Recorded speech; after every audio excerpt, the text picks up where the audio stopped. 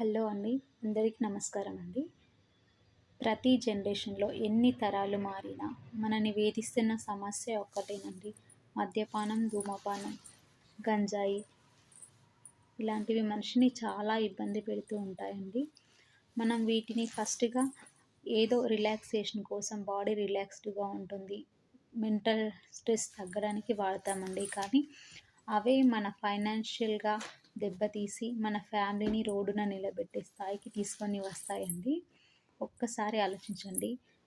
ఇంట్లో మన నాన్న ఉన్నారనుకోండి, ఒక్కరు మద్యానికి కానీ, ధూమపానానికి గానికి అలవాటు పడ్డారనుకోండి, ఆయన ఆరోగ్యం అలాంటివి దెబ్బతీస్తూ ఉంటాయండి.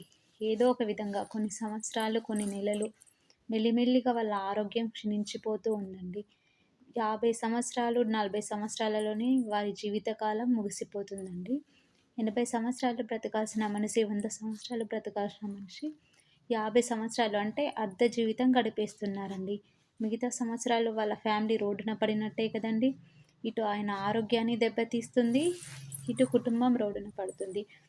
యూత్ ఇంకా మంచిగా ఇంటెలిజెంట్‌గా, టాలెంటెడ్‌గా ఎవరైతే నంబర్ 1 స్టూడెంట్స్ ఉంటారో వాళ్ళు చాలామంది వీటికి అడిక్ట్ అయిపోయి వాళ్ళ లైఫ్‌ని స్పాయిల్ చేసుకుంటున్నారండి.